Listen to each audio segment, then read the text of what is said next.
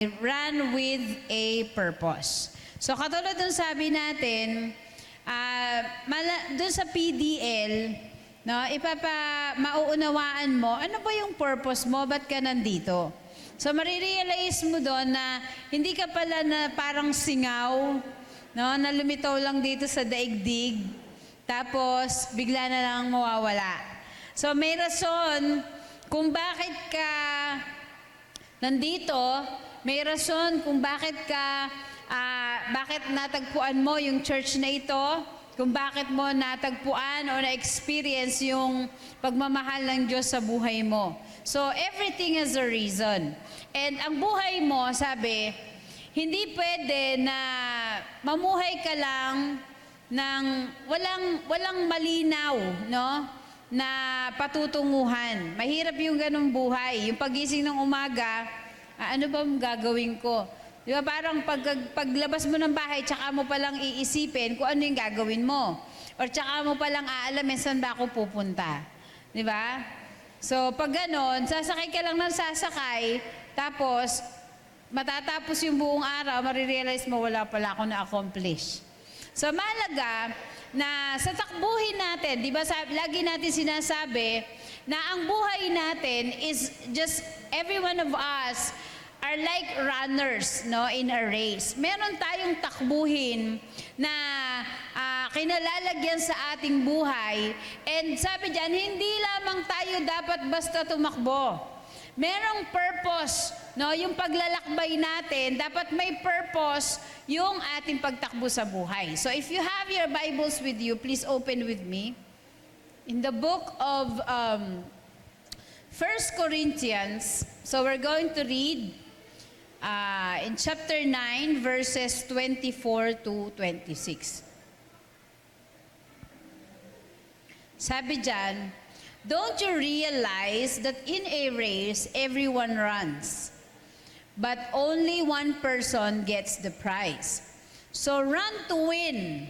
All athletes are disciplined in their training. They do it to win a prize that will fade away. But we do it for an eternal prize. So I run with purpose in every step. I am not just shadow boxing. Alam niyo yung shadow boxing? Diba, nakikita niyo ba si Manny Pacquiao pag yung nagsusuntok siya pero wala naman siyang kalaban? Yun yung shadow boxing. Parang sumusuntok ka sa hangin. Ibig sabihin, wala kang pinatatamaan. Although, it's a way of practicing, but sa buhay natin, hindi pwede na gumalaw ka ng gumalaw na wala kang siguradong dahilan kung bakit mo ginagawa yung mga bagay na yon. Di ba? Hindi mo alam, bakit ba ako nagluluto? Ano bang gagawin ko dito sa niluluto ko? Di ba? Kasi pag hindi mo alam, hindi mo yung kakainin. Di ba? At the end of the day, masasayang yung niluto mo. Sayang yung effort mo. Kaya nga sabi, mahalaga na alam natin ano yung purpose kung bakit tayo nabubuhay. Tanungin mo ngayong umaga yung sarili mo, bakit ba ako nabubuhay? Ba? Bakit ka nabubuhay? Okay? So kasi, maraming tao ang tumatakbo or namumuhay sa buhay na ito dahil gusto lang nila. Ba? Meron silang gustong gawin. Pero hindi nila alam ng malinaw, bakit ba ako nabubuhay? Bakit ako gumigising pag umaga? Bakit ko kailangan mag-aral? Bakit ko kailangan magtrabaho? Di ba, pag estudyante, hindi naman kinakailangan na maging purpose mo, kaya ka nag-aaral kasi sinabi lang ng nanay mo. Di ba, you should have a deeper purpose. And that is one, to have a better future. Di ba? Kasi mahirap magkaroon ng maayos na trabaho kung hindi ka tapos ng pag-aaral. Kaya ngayon, if you decided to have a family, anong purpose mo? Wala lang? Gusto mo lang mabuntis? Gusto lang mambuntis? Gusto lang magkaanak? Tapos wala na? So life is not just like that. You have a purpose. Bakit? Para lahat ng galaw mo ay sasang-ayon dun sa purpose mo. So if you want to have a family, And your purpose, di ba, is to have someone na makakatuwang mo sa buhay, at magkaroon ka ng sarili mong pamilya na mamahalin mo. So your actions will go after dun sa purpose mo. Siyempre, hindi ka papasok sa pag-aasawa nang hindi mo kayang pakainin yung pamilya mo. Di ba? Pwede ba yun? Mag-aanak kayo ng asawa nyo, tapos magpapasuso kapitbahay nyo? Di ba? Hindi naman tuta yun. So, you have to have a purpose kung bakit mo ginagawa yung mga bagay sa buhay mo. And sabi, sometimes, you have to take the risk, no? Alam mo, yung buhay natin, may risk na kasama yan. Hindi pwede na lang lahat ng gagawin mo, pag nakakatakot or feeling mo masasaktan ka, mahihirapan ka, hindi mo na gagawin. Kasi if that would be the case, hindi mo mararating yung gusto mong marating. Okay? So sa Bible, meron tayong babasahin na istorya ng isang lalaki that has taken the risk, no, para maipahatid yung magandang balita dun sa hari, kay Haring David. Okay? So we're going to talk about Ahimaas. Ayan, ang hirap ng pangalan niya, no? Ahimaas.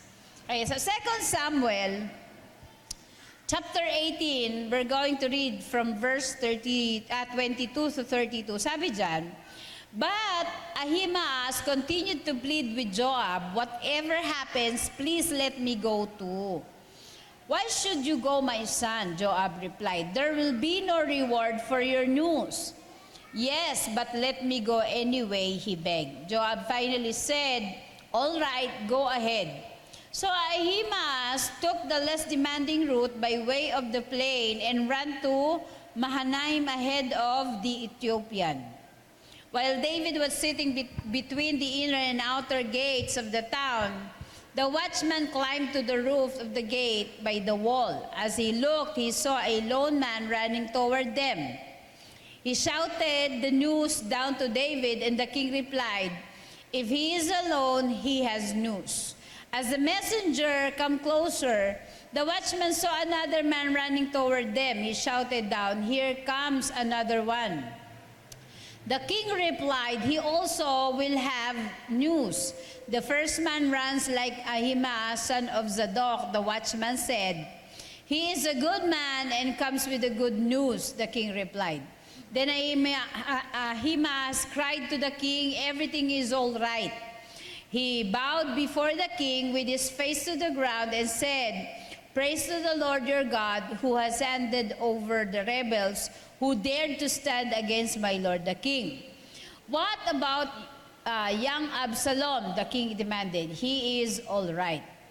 Ahimaaz replied, when Joab told me to come, there was a lot of commotion, but I didn't know what was happening. Wait here, the king told him. So Ahimaaz stepped aside, then the man of Ethiopia arrived and said, I have good news for my lord the king. Today the Lord has rescued you from all those who rebelled against you. What about young Absalom? The king demanded.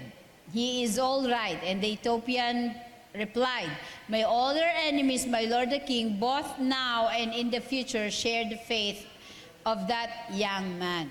So ito yung panahon na yung anak ni David na si Absalom ay nag-aklas dun sa kanyang tatay. Okay? So syempre, kahit naman sa bansa natin, di ba, pag merong rebellion, laging red alert yung ating mga sundalo. No? Pati yung mga mamamayan, syempre tayo ay stress na stress kasi alam natin, anytime pwede silang magkagulo at pag sila ay nagkagulo, damay tayo. So it happened doon sa kaharian ni Haring David that they were so stressed, naka-red alert yung kanyang mga sundalo, di ba? Nakabantay sila 24/7, very napakaliit nung time para sila magpahinga, no? And then dumating yung point na natalo yung mga rebel, no, na pinangungunahan ni Absalom. Kaya lang Si Haring David at saka yung mga natirang sundalo doon sa kaharian, pati yung mga mamamayan, wala silang kaalam-alam. Kasi di ba, yung kingdom, surrounded ng ano yan ng malaking, na mataas na wall. Tapos pag ganyang may kagulo, nakasarado yung gate. So ibig sabihin, no one can go in and out ng ganun lang doon sa lugar. And it's very dangerous at this point in time na makita ka na papunta doon sa pintuan ng kaharian. Ang pinakamataas na possibility, ikaw ay sibatin or panain. So, you will risk your life pag ikaw ay lumabas or ikaw ay bumalik. So, kaya nga, gusto ni Ahimaas na ibalita kay David na natalo na sila Absalom. No? Kaya pinilit niya si Joab, sabi niya, payagan mo na akong umalis. Ang iniisip naman ni Joab, baka ito ay mapatay pag pinayagan ko. No, sabi niya, napaka-dangerous niyang iniisip mo. Pero alam ni Ahimaas na kailangan niya yung gawin para sa ikapapayapa ng mga mamamayan. No, para sa ikapapayapa ng hari at sa nung kanilang mga sundalo. So, pinayagan siya at sabi, si Ahimaas daw ang isa sa pinakamabilis na tumakbo sa Bible. So, pinili niya yung maikling ruta. And from the other side, meron palang Ethiopian na maghahatid din ng balita. So, anong nangyari, nauna si Ahimaas, hindi niya inalintana yung takot. Ang kanyang nasa isip, kailangan ko masabi ito sa hari. So, minsan dumarating tayo sa ganitong buhay na meron tayong kailangan gawin na alam natin na ikabubuti, pero hindi natin ginagawa. Di ba? Kasi natatakot tayo. Baka hindi ko marating, baka hindi ko matapos, baka hindi ko kayanin. So, pero sabi, dapat maging katulad tayo ni Ahimaas. Na kahit na alam natin na mahirap yung ating pagdadaanan, try nyo nga tumakbo, alam nyo naman ang distansya noon, ng mga lugar noon, di ba? Sobrang lalayo. Sa bagay, mahirap yun. Tatakbo ka. Ako nga lang, tumakbo lang simula dun sa amin sa kabila, tsaka dito kalawit na yung dila ko dyan Di ba? Pero siya, kahit na mahirap at dangerous, ginawa niya. Kasi alam niya, yun yung makakabuti. Ang purpose niya is para maging mapayapa, yung buong kaharian. Para yung mga tao doon ay makatulog naman. So you see, hindi siya naging selfish. Kasi pwede namang hindi niya sabihin di ba? May iba namang gagawa nun. Kaya lang, no one dared. Wala nga naging matapang para gawin yun Kaya siya out of concern, di ba? Parang ipinain niya yung sarili niya. Having the purpose of, so that other people would have peace. So tayo ganun din. Minsan nakakatakot mag-share ng Word of God. Bakit? Kasi natatakot tayo na mapapahiya tayo. Natatakot tayo na ma-reject tayo. Kaya minsan nakukontento na lang tayo na pumupunta lang sa church, nakikinig, minsan di pa nakikinig. Di ba? Nagbabasa ng Bible, minsan di pa nagbabasa ng Bible. Nananalangin, minsan tinatamad pa. No? Pag ganun tayo, sabi, parang sumusuntok tayo sa hangin. We are doing things na wala tayong pinatatamaan. We are doing things na hindi natin alam kung ano ang kahihinitnan. So anong sabi? Nag-aaksaya tayo ng lakas. Diba? At the end of the day, we will realize, ang dami pala nating dapat gawin, pero wala tayong nagawa. Diba? Failure yung plan natin. Puro tayo plano, pero wala tayong ginagawa. Or kung may gawin man tayo, nasasayang yung panahon natin. Bakit? Walang malinaw na purpose. Bakit natin gustong gawin yun? Diba? O, tatanungin ko kayo. Bakit kayo pumupunta sa church? Alam niyo kung hindi malinaw kung bakit kayo nasa church, darating ang panahon, aabutin na kayo ng pagtanda sa church. Pag inyong binalikan yung buhay nyo, wala pala akong na-accomplish pagdating sa pananampalataya. So you have to have a clear purpose. Why are you here? Why do you go to church? Why do you pray? Why do you read the Bible? So hindi aksidente lahat yan. No, God has a purpose kung bakit ka nandito. At nagtagumpay ang Lord kasi, di ba, nandito ka. Napasama ka sa kanyang family. Ang tanong, ikaw, ano naman ang purpose mo ngayon? Di ba? It should be clear. Para hindi tayo nagsasayang ng panahon. Kaya alam nyo, lumabas yung kasabihan na time is gold. Kasi kapag lumipas yan, hindi mo na yan pwedeng ibalik. So it is very precious.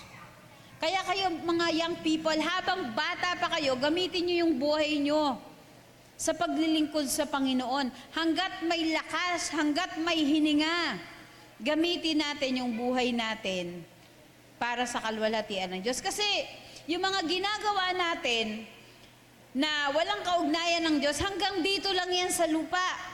Diba? Kung nagtrabaho ka na nagtrabaho, nagnegosyo ka na nagnegosyo, pero hindi kasama ang Diyos, pagdating ng kahuli-hulihan ng buhay mo, hindi naman mabibili nung naipon mong pera yung buhay mo. Mamamatay ka pa rin. Diba? Hindi naman masasalba yung buhay mo nung lahat ng ginawa at pinundar mo dito. But, everything that we did for God, kahit lisanin natin ang mundong ito, mararanasan pa rin natin yung kapalit nun sa langit. Diba? Kaya dapat, we must be sure na kung gusto natin pumunta sa langit, we should take time to do things which has eternal value. Wag puro pang lupa lang yung iniisip natin. Di ba? We wanted to be successful. We wanted to be well off. We want to provide for our family. We wanted our family to be together. Baka dito sa lupa magkakasama tayo, pero pagkatapos ng buhay natin dito sa lupa, sa langit, hindi natin kasama yung pamilya natin. O pagdating sa langit, nasa langit yung pamilya natin, nasa impyerno pala tayo. Kasi sila pala, hindi natin alam, sumunod sa Panginoon. Nakakalungkot naman yun, ano, di ba? So, kaya nga, alam nyo, kung halimbawa, mapupunta sa impyerno, yung buong pamilya nyo, na hindi natin na bahagi na ng salita ng Diyos, yung mga kaibigan natin, tingin ko hindi sila masyado magkikita-kita sa impyerno, hindi katulad sa langit. Alam niyo ba kung bakit?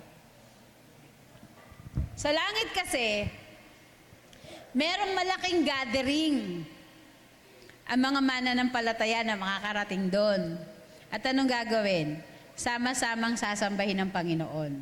So we will have a chance to see each other. Pero sa impyerno, hiwa-hiwalay. Kasi wala naman dong araw ng pagsamba. Sabi, ang bawat araw doon na maririnig mo lang ay pagdaing. Kasi yung apoy doon hindi namamatay, yung uod doon, yung uod doon hindi rin namamatay. Alam niyo, may joke ngayon. Meron daw lalaki na nakarating sa impyerno. Tapos pinamili daw siya ni Satanas, o sige, mamili ka dun sa mga sa mga rooms.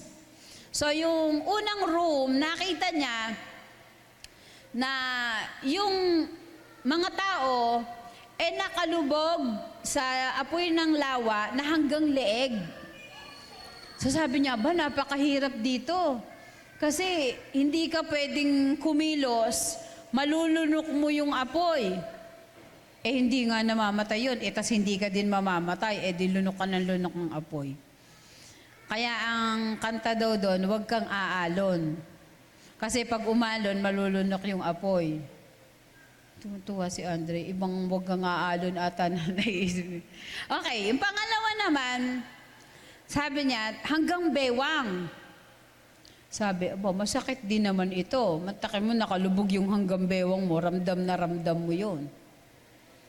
So, tapos, pinakita sa kanya yung pangatlong kwarto. Sabi niya, gaano ito kalalim? Sabi niya, yan, hanggang binti lang yan. Sabi niya, mas okay lang to, at least yung binti ko lang ang nakalubog. Sabi niya kay Satanas, sige po, di ito na lang po ang pinipili ko, yung hanggang binti. Sabi sa kanya, sigurado ka na? Sigurado ka na ba? Opo, sigurado na po ako. Siya sabi, sige, ilalagay kita dyan. Tapos, nung papasok na siya, hindi niya pala napansin na yung ceiling ng kwarto ay mababa. Ay di sabi niya, ay bakit mababa ito? Sabi, kasi yung mga dyan, yung mga yan ang pinili, papasok dyan na nakadapa. so, sa madaling salita, pinili niya yung mababaw, kaya lang nakadapa, di buong katawan din naman niya nakalublo, pati mukha niya. So, minsan, ginagawa ng tao ng joke ang impyerno. Pero alam nyo, kung yun palang iisipin natin, kung ganong hirap ang dadanasin natin doon, hindi na natin gugustuhin na pumunta doon. Kaya pagsikapan natin sa ating buhay, nasa langit tayo mapunta. No? Mahirap ang buhay ng mga mananampalataya kasi marami tayong dapat i-consider. Pero ang dapat mong isipin, saglit na hirap dito, habang buhay naman na sarap pagdating sa langit. O gusto mo, panandali ang sarap habang buhay na hirap. So wag mo lang tignan yung present. Kailangan tignan mo din yung iyong kinabukasan. Kita nyo, di ba kung walang naglakas ng loob na maghatid na mabuting balita, di yung mga sundalo hindi na pa rin natutulog. Yung mga tao doon sa kaharian ni David, hindi pa rin sila makatulog. Di ba baka yung iba doon, tumaas yung BP. Tapos kahit si Haring David, di ba nag-aalala siya, hindi na niya alam kung ano na nangyayari doon sa battlefield.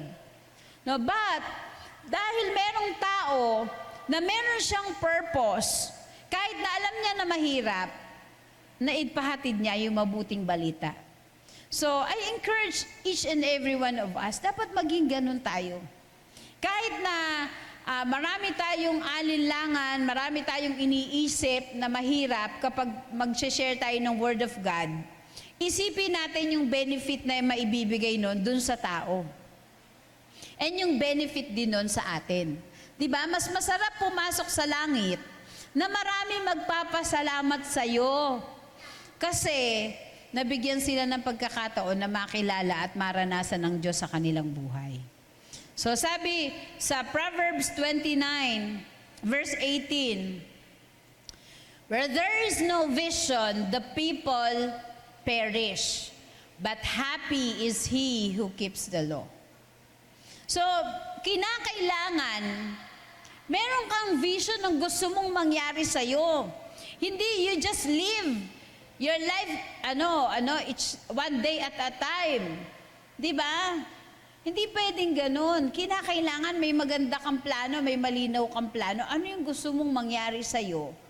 Diba? Personally, spiritually, ano yung gusto mong mangyari sa buhay mo?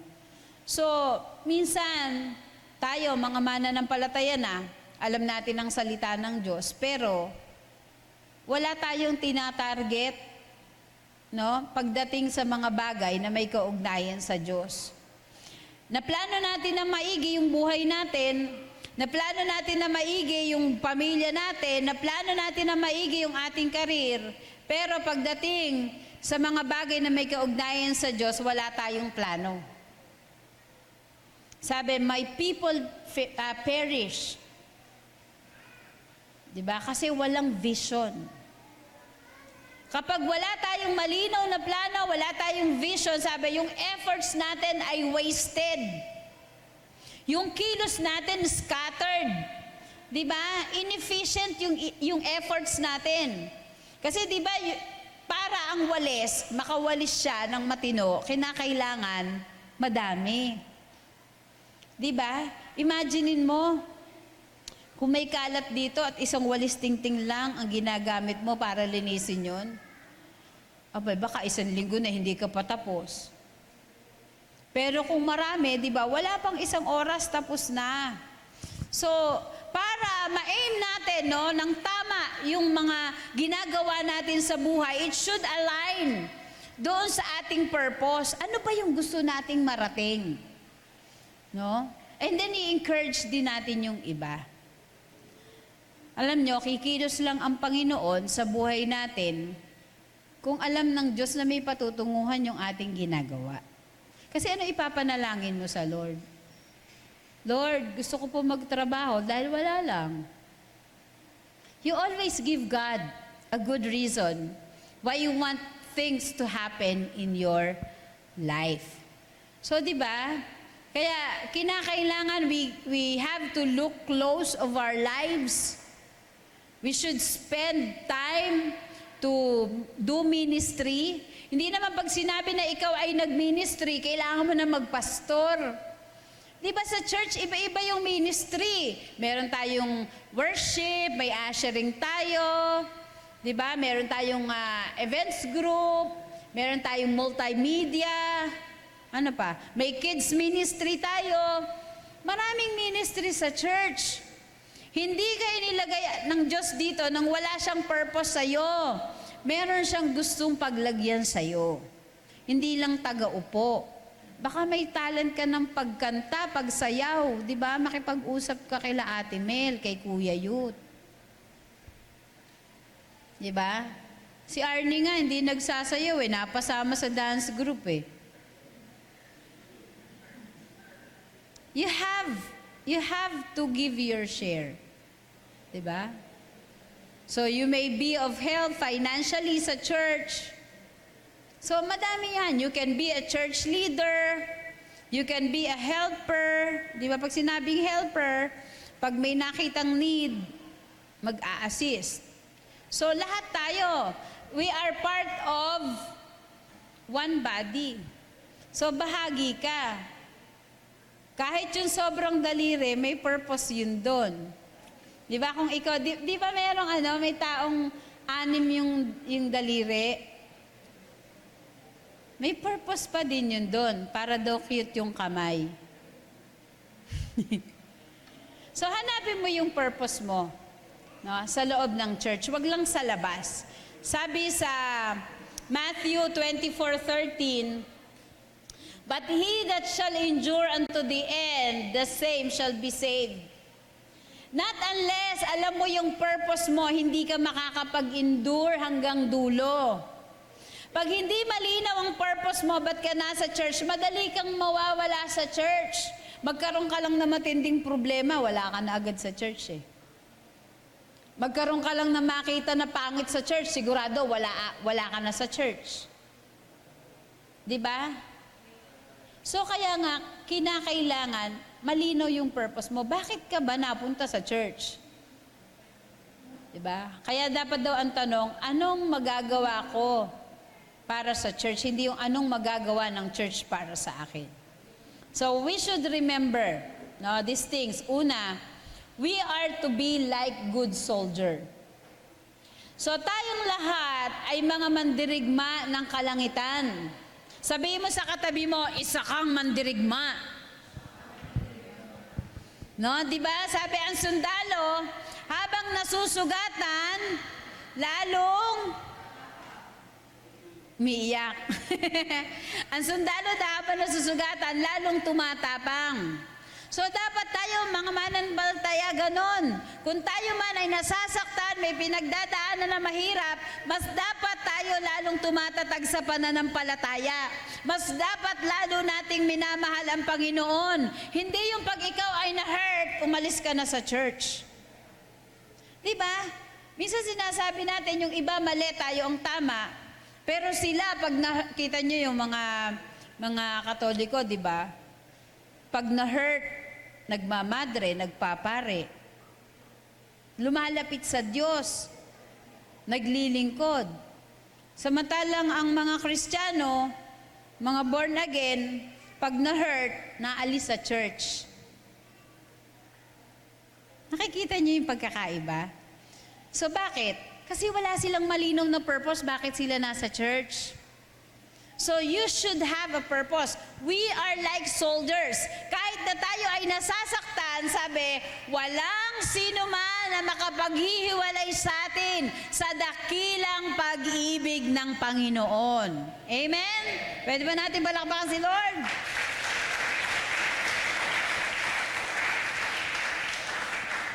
Sabi sa 2 Timothy 3-5, endure suffering along with me as a good soldier of Christ Jesus. Soldiers do not get tied up in the affairs of civilian life, for then they cannot please the officer who enlisted them.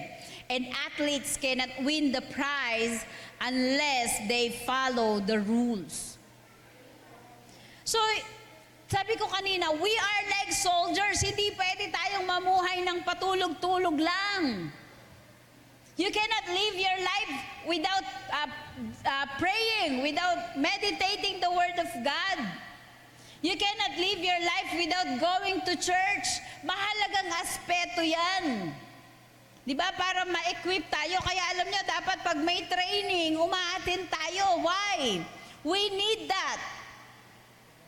Diba? To serve as our guide. We need that para mas lalo tayo ma-equip, mas maging effective tayo sa paglilingkod sa Panginoon.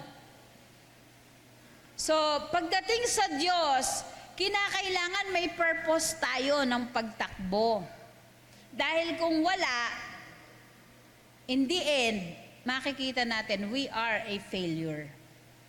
Dahil wala tayong nagawa. Napagod tayo, tumanda tayo, nagkagutay-gutay tayo, pero we did not accomplish anything para sa Lord. Kaya pagharap mo sa Panginoon, tinanong ka, paano mo pinamuhay yung buhay na ipinahiram ko sa'yo? Teka po, Lord. Na mental block po ako. Pero ang totoo, wala kang maisip. Wala kang masabi. Kasi wala ka naman talagang ginawa. Diba? Pumunta ka lang sa church, nambuli ka lang. Wala na. Sabi ng Philippians 2:16, hold firmly to the word of life, then on the day of Christ's return, I will be proud that I did not run the race in vain and did my work as, ano yan? Philippians 2:6. Tingnan natin. Kulang eh.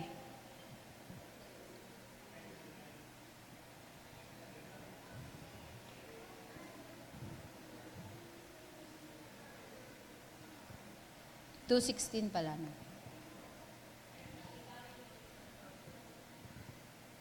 I will be proud that I did not run the race in vain and that my work was not useless. No, hindi nawala ng kabuluhan. Someday, sabi, pag natapos mo, yung takbuhin mo, magiging proud ka. Wow! Congratulations, Joy. May na-accomplish ka para kay Lord. Diba? Ang tanong, kung matatapos ang buhay mo ngayon, would you be proud of yourself? Ano na yung nagawa mo para sa Lord? Sabi sa Hebrews 12, verse 1-2, therefore, since we are surrounded by such a huge crowd of witnesses to the life of faith, let us strip off every weight that slows us down, especially the sin that so easily trips us up, and let us run with endurance the race God has set before us. We do this by keeping our eyes on Jesus, the champion who initiates and perfects our faith. Because of the joy awaiting him, he endured the cross, disregarding its shame. Now he is seated in the place of honor beside God's throne. Sabi, alisin daw natin yung mga bagay na magpapabigat, yung mga bagay na hindi makakatulong sa ating pagtakbo. Isa na dun yung kasalanan. Pag inalagaan natin yung kasalanan sa buhay natin, sabi, ito yung magiging dahilan para magkaroon ng sagabal sa pagtakbo natin, lagi tayong madadapa. Dahil dun sa kasalanan. Kasi alam nyo ba, yung kasalanan, stumbling block yun. Yun yung ating katitisuran. O, pag natisod ka, di ba, nasa pagtakbo ka, natisod ka, di subsub ka, mahihirapan kang tumayo. Mahihirapan kang bumalik agad. So kapag tayo ay nakagawa ng kasalanan, what should we do? Ano sabi ng Bible? You confess and ask forgiveness of your sin. Huwag mong alagaan yan. Diba na parang anak, pinalalaki mo pa. At hindi lang pinalalaki, dinadagdagan pa. No? Sabi, ang kasalanan hindi bine-baby, pinapatay. Tinitigil. Diba, ang kasalanan hindi bine-baby, tinitigil yan. Kaya pangalawa na dapat natin tandaan, sabi, doon sa binasa natin, so run to win. Tumakbo ka na ang purpose mo ay manalo. Tumakbo ka na ang purpose mo ay matapos yung takbuhin mo. Diba? And that would make God proud. And it would also make you proud. So, takbuhin mo yung takbuhin bilang mananampalataya para makamit mo yung gantimpala, di ba, ng kaluwalhatian ng Diyos. Sabi, tumatakbo sila para manalo, pero yung makukuha nilang gantimpala, masisira, lilipas. Pero yung gantimpala na makukuha mo, kapag natapos mo yung takbuhin mo sa Panginoon, sabi, hindi ito masisira at mananatili ito habang buhay. Kasi pag natapos mo yung takbuhin mo dito, ang kapalit na nun ay langit. No? So sabi, tayo ay mamuhay, sabi dun sa Hebrews 12. Ating isang tabi, yung ating sarili, yung ating paniniwala na walang kaugnayan sa Panginoon. Magpatuloy tayo kahit anuman ang mga hadlang. Di ba, kung mapagod ka man, pwede ka magpahinga, pero hindi ka pwedeng tumigil. Kasi, meron kang takbuhin na dapat tapusin. Sabi mo sa katabi mo, tapusin mo.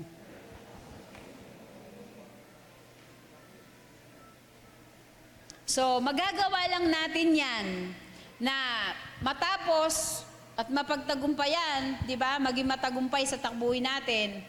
Sabi, kung gagawin daw natin to, una, kapag when Christians give themselves wholly to God and make this the grand business of their life. Kapag daw ibinigay natin yung ating sarili sa Diyos, at yun yung gawin natin na business ng buhay natin, ibig sabihin, yun yung mas bigyan natin ng pahalaga. Pangalawa, when they lay aside every weight, yung binasa natin doon sa Hebrews 12, kapag inalis natin yung mga nagiging sagabal, nagiging dahilan, para hindi tayo makatakbo at matapos ang takbuhin natin. Sabi, and renounce all sins and all improper attachment. Do not compromise to this world. Alisin natin yung mga bagay na magiging hadlang. Pangatlo, when they do not allow themselves to be diverted from the object but keep the goal constantly in view. Lagi mong tanawin yung goal mo. And ano yon? Yung finish line. Ano yung finish line natin? Ang langit.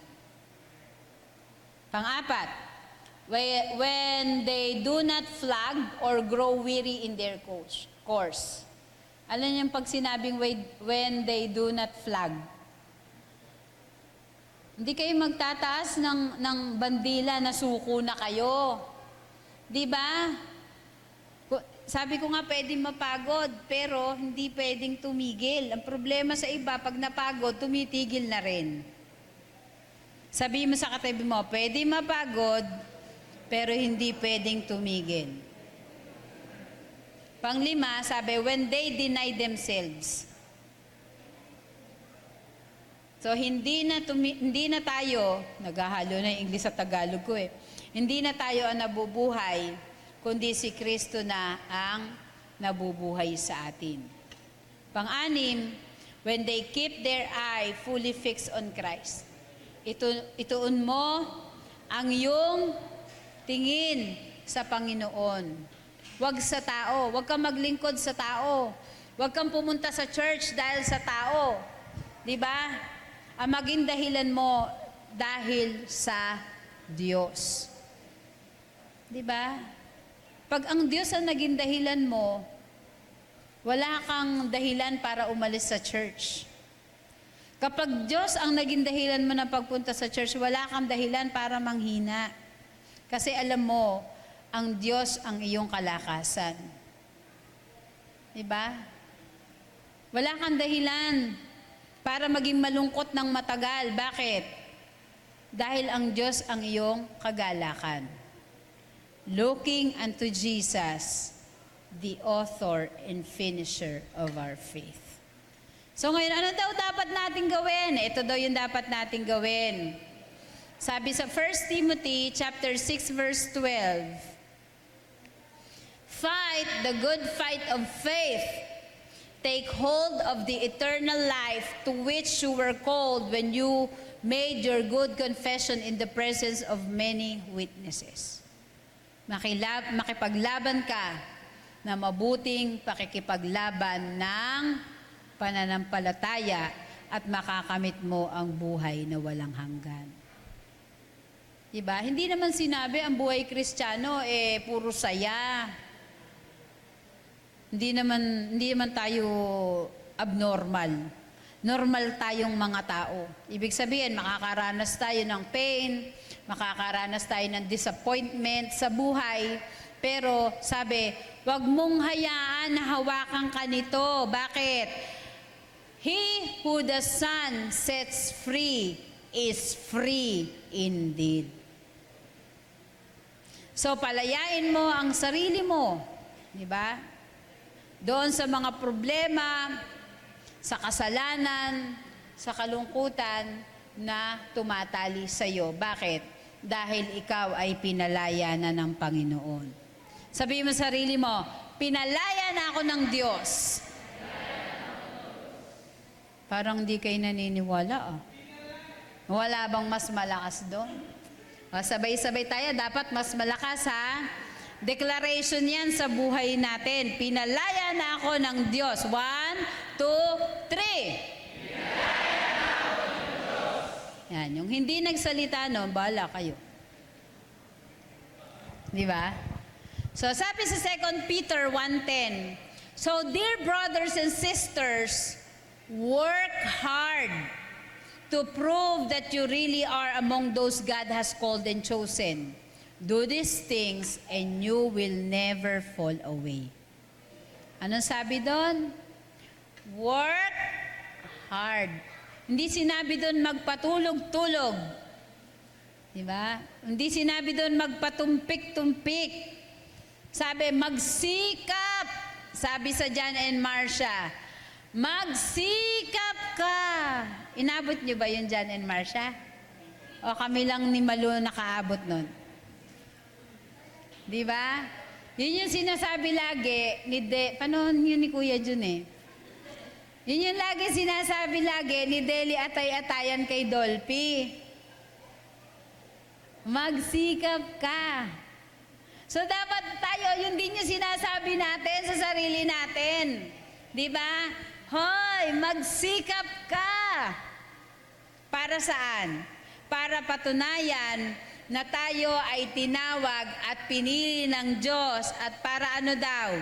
Hindi tayo bumagsak. Hindi tayo lumayo sa Diyos. So ito yung responsibility na dapat nating tinatandaan sa buhay natin. Now, we do not just go to church just simply because we want. Meron tayo dapat ginagawa. Meron tayo dapat malinaw na purpose. Bakit ba ako nasa church na ito? Di ba? Hindi lang suntok ka ng suntok. Ibig sabihin, punta ka lang ng punta, hindi mo alam, ba't ka ba nasa church? Wala, gusto ko lang umupo. It will never, going to church without a true purpose, a clear purpose, will never bring joy, true joy to your life. Kaya kung gusto mo talagang maranasan yung totoong kagalakan sa buhay mo, lagyan mo ng purpose bakit ka nasa church. And that is because of God. Pwede ba tayong lahat ay pumikit?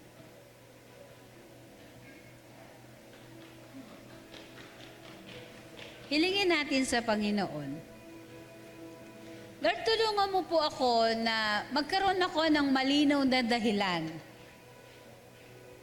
Ng malinaw na purpose, bakit po ako pumupunta sa church? Malinaw na purpose, kung bakit ko po gustong mag-pray. Malinaw na purpose, kung bakit ko po gustong maglingkod. Upang sa gayon, anuman po ang danasin ko sa buhay, hindi po ako lalayo sa iyo.